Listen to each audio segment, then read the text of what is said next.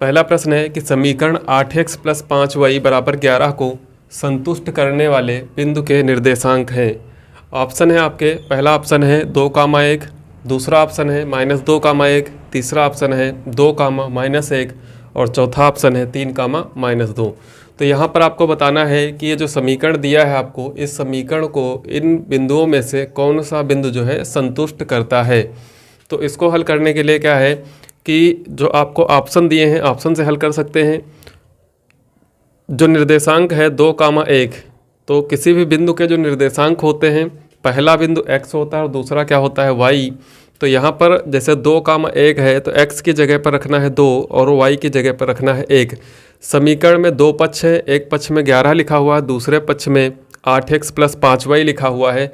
तो x और y के वह मान रखने पर जो दोनों पक्षों को बराबर करें तो वह इसके संतुष्ट करने वाले बिंदु कहलाएंगे। जैसे कि पहला ऑप्शन अगर लेते हैं तो पहले ऑप्शन में क्या है 2, 1, x की जगह पर 2 रखना है और y की जगह पर रखना है 1 और बराबर में क्या है 11। अगर बराबर में 11 है और बायां पक्ष में भी 11 आ जाता है तो इसका मतलब यह बिंदु जो है समीकरण को संतुष्ट कर रहा है। तो देखते हैं, यहाँ पर चेक करते हैं कि x की जगह पर 2 रखना है तो 8 और 2 की गुणा होगी, 8 और 2 की गुणा हो जाएगा 16 और y की जगह पर 1 रखना है तो 5 और 1 की गुणा होकर के हो जाएगा 5, तो 16 और 5 जुड़ करके आएगा 21 और वहाँ पर क्या दिया है 11। इसका मतलब यह वाला बिंदु जो है इस समीकरण को संतुष्ट नहीं कर रहा है। दूसरा बिंदु लेते हैं, x की जगह पर रखना है -2, तो अगर यहाँ पर -2 रखेंगे तो 8 और -2 की गुणा होकर के होगा -16 और यहाँ पर 1 रखेंगे तो 5 एकम हो जाएगा 5, -16 से 5 घटेगा तो आएगा -11 और बराबर में क्या है आपका 11। इसका मतलब यह बिंदु भी आप इसको संतुष्ट नहीं कर रहा है। तीसरा बिंदु लेते हैं 2 और -1, तो यहाँ पर जब 2 रखेंगे तो 8 दूनी हो जाएगा 16 और -1 रखेंगे तो यह आ जाएगा -5, तो 16 से 5 घटेगा आ जाएगा 11। इसका मतलब बाएं पक्ष में भी 11 और दाएं पक्ष में भी 11 है। तो तीसरा जो बिंदु है 2, -1, तो दिए गए बिंदु के जो निर्देशांक है ये इसको क्या करते हैं संतुष्ट करते हैं। क्वेश्चन नंबर 2 है कि समीकरण 6x - 5y बराबर 11 और 2x प्लस y बराबर 17 से y का विलोपन करने पर x में प्राप्त समीकरण। इन दोनों समीकरणों में से आपको हल करना है और y का विलोप करना है। विलोपन विधि का प्रयोग करके y का विलोप करना है। तो y का विलोप करने के लिए y के गुणांक बराबर होने चाहिए। तो यहाँ पर देखते हैं y का जो गुणांक है -5 है और यहाँ पर y का गुणांक +1 है। तो सबसे पहले गुणांक बराबर करते हैं। तो गुणांक बराबर करने के लिए क्या करना है, समीकरण जो 2 है इसमें 5 से अगर गुणा कर देते हैं तो यहाँ पर भी 5y हो जाएगा। तो अगर 5 से गुणा करते हैं समीकरण 2 को तो ये हो जाएगा 5 दूना 10 x प्लस 5y बराबर, इधर 17 है, 5 से गुणा होगा तो कितना हो जाएगा 85। समीकरण 1 पे क्या है 6x - 5y, 6x - 5y बराबर में है 11। अगर इनको जोड़ देते हैं तो 5y कैंसिल हो जाएगा, 10 और 6 16x आ जाएगा और 85 11 जब जोड़ेंगे तो 5 1 6 और 8 1 9, तो 16x बराबर 96। क्या कोई ऑप्शन है ऐसा? पहला है 4x बराबर 6, 8x बराबर 28, -4x बराबर -74 और 16x बराबर 96। तो ये चौथा नंबर जो विकल्प है आपका इसका सही आंसर होगा। प्रश्न नंबर 3 पर आते हैं। समीकरण x प्लस 3y बराबर 7 का हल है। यहाँ पर भी आपको x और y के मान दिए गए हैं, तो इनमें से ये मान रख करके चेक करना है कि बराबर में जो 7 है दाहिने पक्ष में, तो इधर में x के वह मान रखने हैं, y के मान रखने हैं जिनसे इसका मान क्या हो जाए 7 हो जाए।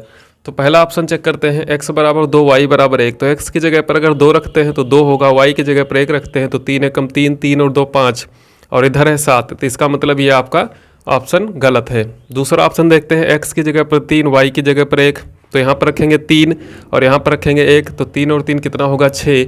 यह ऑप्शन भी आपका गलत है।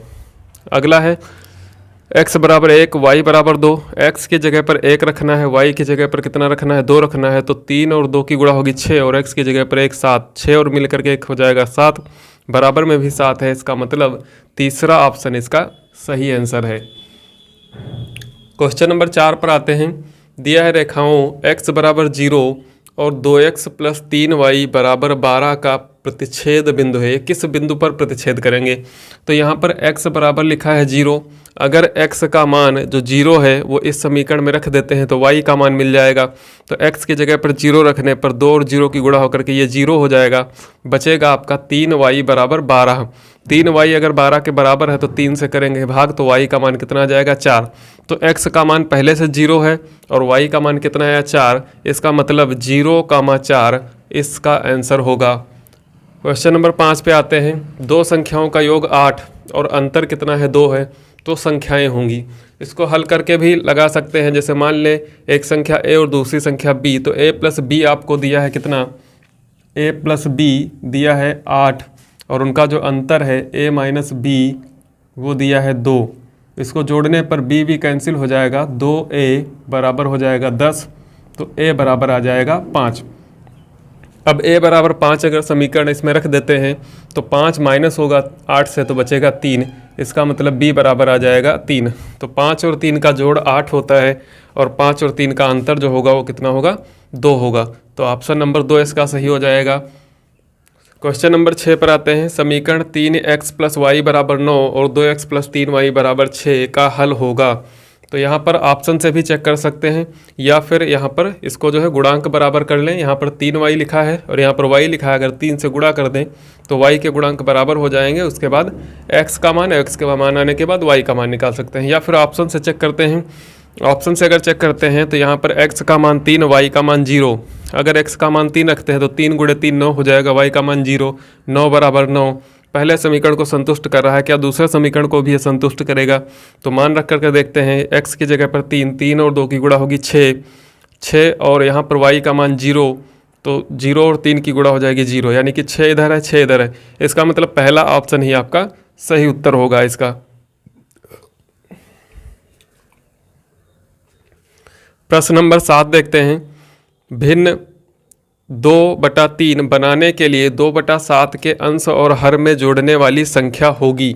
यानी कि 2/3 अगर बनाना है तो 2/7 में क्या जोड़ना होगा, अंश और हर में कौन सी इनमें से संख्या जोड़ी जाएगी। तो ऑप्शन से ही चेक कर लेते हैं कि 2/7 में अगर 8 जोड़ते हैं तो 2 में 8 जोड़ेंगे तो ऊपर हो जाएगा 10 और 7 में 8 जोड़ेंगे तो नीचे हो जाएगा 15। यानी कि 2 + 8, अंश में भी जोड़ना है 8 और 7 + 8, ये हो जाएगा आपका 10/15। 10/15 को अगर 5 से काट देते हैं तो 5 दूना 10, 5 तियाँ 15, यानी कि आपका आ जाएगा 2/3। तो 2/3 बनाने के लिए 2/7 के अंश और हर में कौन सी संख्या जोड़नी है, 8 जोड़नी है। क्वेश्चन नंबर 8 है कि 1/x + 1/y बराबर 4, 1/x - 1/y बराबर 0 का हल है। तो 1/x और -1/y इन दोनों समीकरणों को अगर जोड़ते हैं तो 1/y का चिन्ह प्लस माइनस है तो y वाला पार्ट कट जाएगा, बचेगा 1/x + 1/x और 1/x + 1/x बराबर में इधर 4 और 0 का जोड़ 4 होगा। हर बराबर है, ये हो जाएगा 2/x, 2/x बराबर हो जाएगा आपका 4 और इसको हल करने पर आपको मिलेगा x बराबर ये आ जाएगा 2/4, यानी कि 1/2। तो x का मान आ जाएगा 1/2।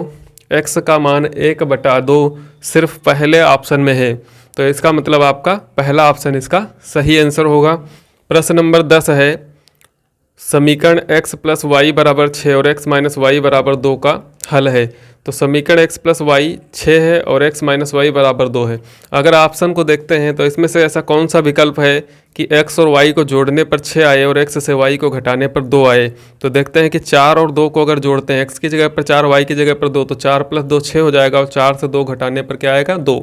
दूसरा ऑप्शन देखते हैं कि 2, 4, अगर x की जगह पर 2 रखते हैं और y की जगह पर 4 तो 2 + 4 तो 6 हो जाएगा, लेकिन 2 से जब 4 घटाएंगे तो -2 आएगा, जबकि यहाँ पर क्या है 2।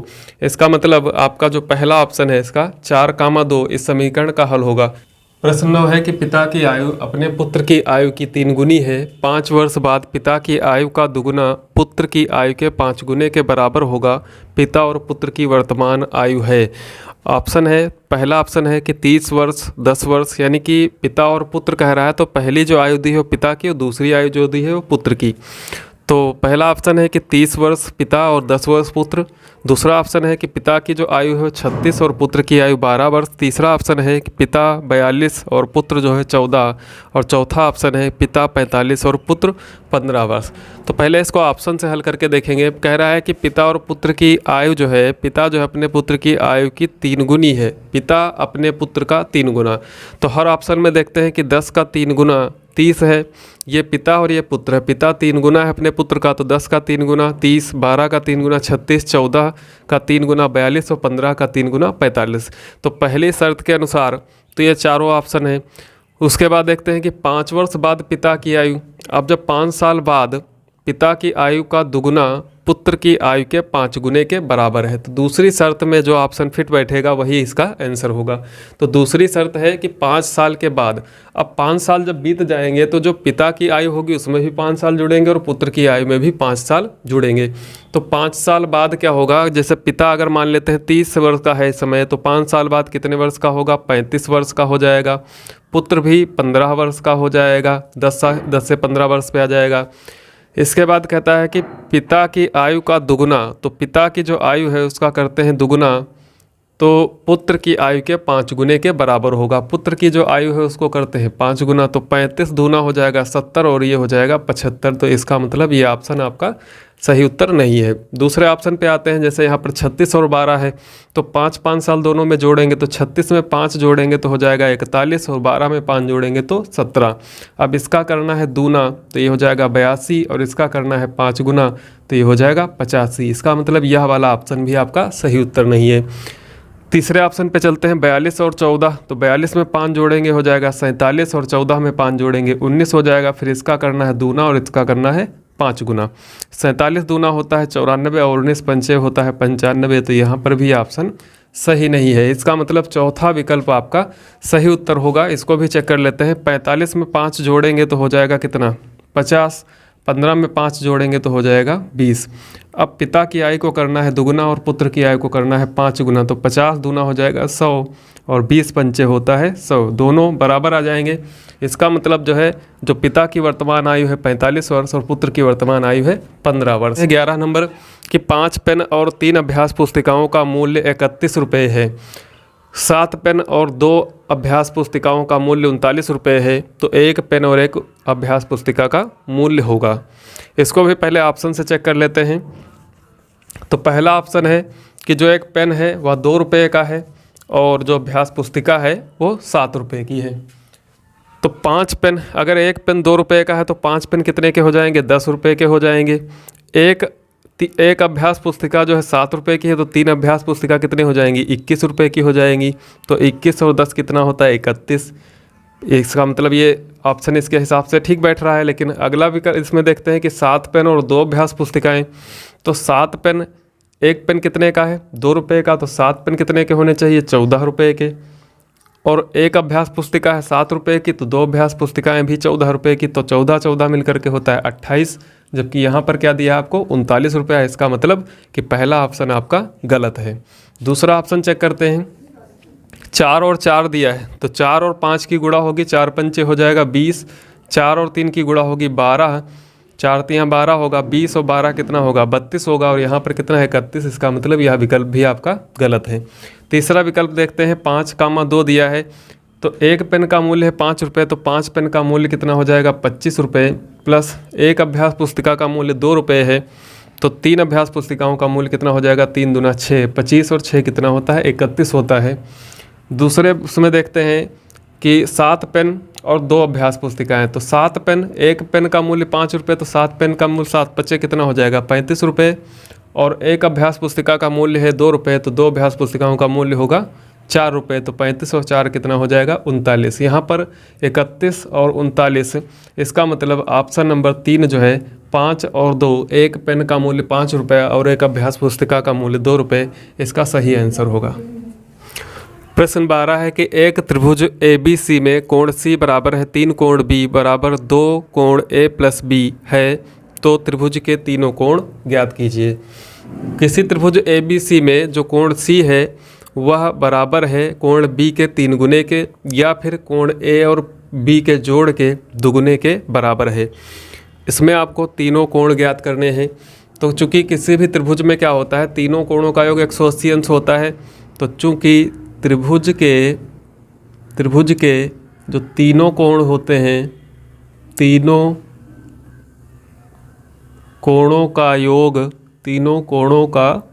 योग 180 अंश होता है। इसलिए त्रिभुज ABC में क्या होगा कि A + B + C बराबर ये भी क्या होगा, 180 अंश होगा। इसके भी तीनों कोणों का योग 180 अंश होगा। समीकरण नंबर 1 डाल देते हैं। इसके बाद देखते हैं जो आपको संबंध दिया है कि कोण C बराबर है किसके, दो कोण A + B के। तो यहाँ पर A + B मिल रहा है, तो इसका दुगुना होना चाहिए। तो पहले इस समीकरण को 2 गुना कर देते हैं, 2 से गुणा कर देते हैं। अगर 2 से गुणा करेंगे तो हो जाएगा 2, ब्रैकेट में लिख लेंगे कोण A + कोण B, और यहाँ पर भी 2 से गुणा करेंगे तो हो जाएगा 2 कोण C बराबर इधर हो जाएगा 360 अंश। अब 2 कोण A + B की जगह पर अगर रख देते हैं कोण C, तो यहाँ पर आ जाएगा कोण C प्लस इधर 2 कोण C बराबर 360 अंश। 2 और 1 मिल करके हो जाएगा 3 कोण C बराबर 360 अंश। 3 से कर देंगे भाग तो कोण C बराबर आ जाएगा आपका 120 अंश। कोण C का मान 120 आने के बाद कोण C जो है वो 3 कोण B के भी बराबर है। तो चूंकि कोण C बराबर है 3 कोण B, अब कोण C का मान कितना आया है, 120 अंश आया है। तो लिख सकते हैं कि 3 कोण B बराबर है 120 अंश के। तो कोण B जो है 3 से भाग करने पर कितना आ जाएगा, 40 अंश। कोण B 40 अंश आ गया, कोण C 120 अंश आ गया। तो B और C बचा कौन सा कोण निकालना, A। इन दोनों का मान अगर समीकरण 1 में रखते हैं तो कोण A का मान आ जाएगा, कोण A बराबर हो जाएगा 180 माइनस कोण B प्लस कोण C। 180 से B और C का जोड़ जो है माइनस कर देंगे तो कोण B आपका है 40 अंश और कोण C है 120 अंश। तो 120 और 40 जुड़ करके हो जाएगा 160 अंश। 180 माइनस 160 करेंगे तो आ जाएगा 20 अंश। इसका मतलब कोण A जो है वो 20 अंश है, कोण B जो है 40 अंश है और कोण C जो है 120 अंश है। प्रश्न 13 है, दो समीकरण है x + y बराबर 4 और दूसरा है x - y - 1 बराबर 0। इनको प्रतिस्थापन विधि से हल करना है। तो पहला समीकरण, इसको समीकरण 1 मान लेते हैं और इसको समीकरण 2 मान लेते हैं। तो समीकरण 2 से क्या करते हैं, x का मान समीकरण 1 में प्रतिस्थापित कर देते हैं। समीकरण 2 से क्या होगा कि x बराबर आपका आ जाएगा -y - 1। जब बराबर के दूसरे साइड में जाएंगे तो दोनों प्लस हो जाएंगे, यानी कि इसको लिख सकते हैं 1 + y या y + 1। x बराबर 1 + y, इसको समीकरण 3 डाल देते हैं। यह मान समीकरण 1 में प्रतिस्थापित कर देंगे तो x का मान समीकरण 1 में रखने पर, समीकरण 1 में रखेंगे तो x + y बराबर 4 है। जहाँ पर x लिखा उसकी जगह पर 1 + y लिख सकते हैं। तो 1 + y ये हो गया x की जगह पर, प्लस y बराबर 4। y जुड़ करके हो जाएगा 2y और 4 से जब 1 घटेगा तो कितना बचेगा, 3। तो y का मान आ जाएगा, 2 यहाँ पर गुणा कर रहा है, दूसरे साइड में भाग करेगा तो y बराबर आ जाएगा 3/2। y का यह मान अगर समीकरण 3 में रख देते हैं तो x का मान आ जाएगा। तो x बराबर 1 + 3/2। 2 से इधर गुणा करेंगे, 2 और 1 की गुणा 2 हो जाएगी और 2 में +3 करेगा तो हो जाएगा 5/2। x का मान 5/2 और y का मान 3/2 इस समीकरण युग्म का हल होगा। प्रश्न 15 है, x - y बराबर 2, 2x - 3y बराबर 1। इनको हल करना है। तो x पहला समीकरण जो है x - y बराबर 1, इसको समीकरण 1 डाल देंगे। दूसरा समीकरण है, इसको समीकरण 2 डाल देंगे। अब यहाँ पर आप चाहे तो विलोपन विधि का प्रयोग करें, चाहे तो प्रतिस्थापन विधि का प्रयोग करें और या फिर वज्र गुणन विधि का प्रयोग करें। 3 विधियों में से कोई एक विधि लगा सकते हैं क्योंकि प्रश्न ये नहीं कह रहा है कि किस विधि का आप उपयोग करें। तो यहाँ पर हम विलोपन विधि का प्रयोग करेंगे। यहाँ पर देखते हैं कि 2x है और यहाँ पर x है, यहाँ पर 3y है और यहाँ पर y है। अगर समीकरण 1 को 2 से गुणा कर देते हैं तो 2x बराबर हो जाएंगे। तो समीकरण 1 को 2 से गुणा करने पर, अगर समीकरण 1 को 2 से गुणा करेंगे तो ये हो जाएगा 2x माइनस 2y बराबर 4। फिर दूसरा समीकरण इसके नीचे लिख लेंगे 2x माइनस 3y बराबर 1, और दोनों को घटा दिया जाएगा। घटाने पर चिन्ह बदलते हैं, 2x कैंसिल हो जाएगा, यहाँ पर प्लस का 3y और माइनस 2y, 3y से 2y घटेगा, बचेगा 1y बराबर 4 से 1 घट करके 3, तो y का मान 1 आ गया। y का मान समीकरण 1 में रख देने पर y का मान समीकरण 1 में रखने पर, जब y का मान समीकरण 1 में रखेंगे, y की जगह पर 3, समीकरण 1 है x माइनस वाई बराबर 2, यानी कि x माइनस 3 बराबर 2। x बराबर 3 प्लस करेगा तो 2 प्लस 3 कितना हो जाएगा 5, तो x का मान 5, y का मान 3 इस समीकरण युग्म का हल होगा। प्रश्न 16 है px प्लस qy बराबर 0 और lx प्लस my बराबर n, इस समीकरण युग्म को प्रतिस्थापन विधि से हल करना है। प्रतिस्थापन विधि से हल करना है।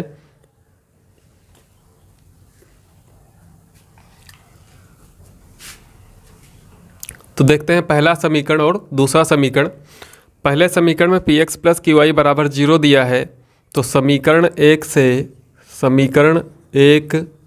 से अगर px प्लस qy बराबर है किसके 0 के, तो px जो होगा वो बराबर हो जाएगा माइनस का qy। दूसरी तरफ ट्रांसफ़र करेंगे तो माइनस का आ जाएगा, यहाँ से x की वैल्यू निकाल लेते हैं तो x बराबर हो जाएगा माइनस qy और उसके अपान में आ जाएगा p। इसको समीकरण नंबर डाल देते हैं 3। x का मान माइनस qy बटा p और यह x का मान समीकरण 2 में रख देते हैं, तो x का मान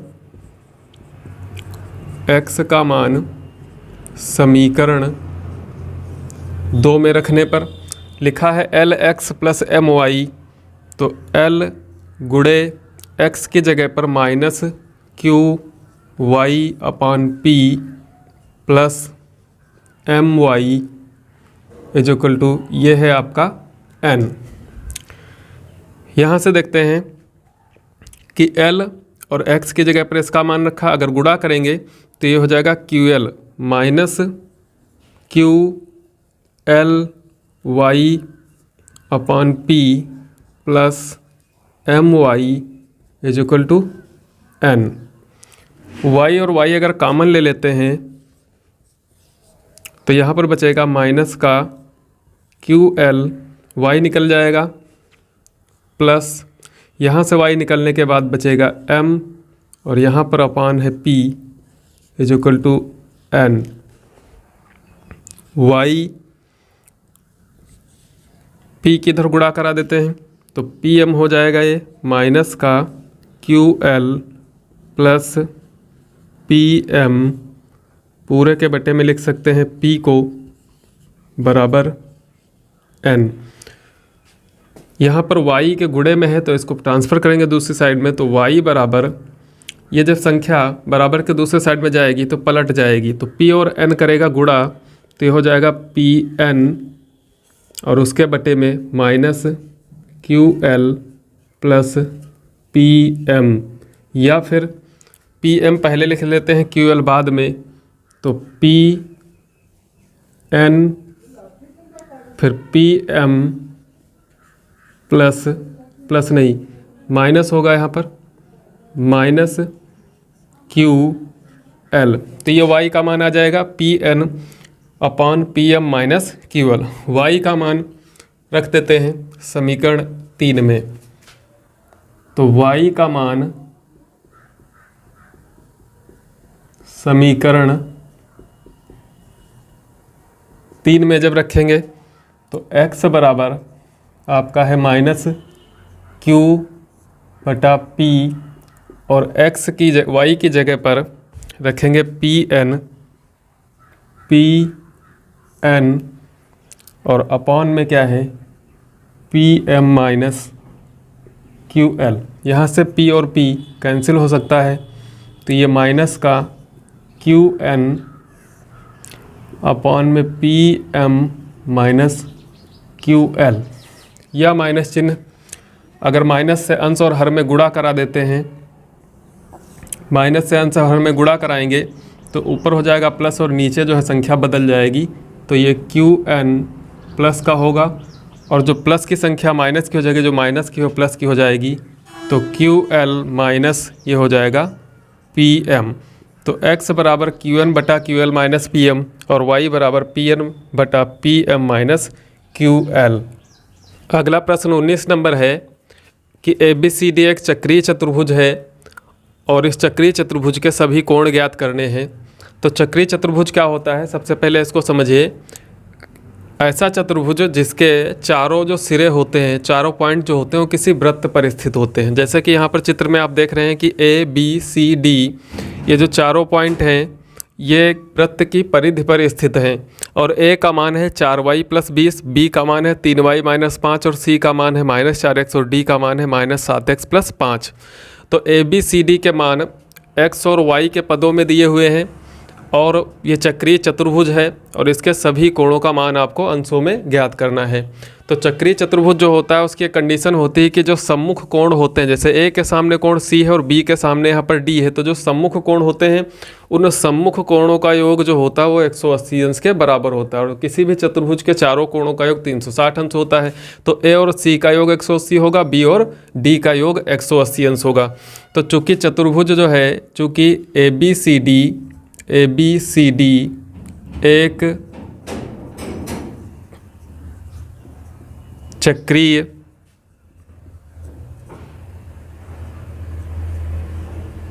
चतुर्भुज है,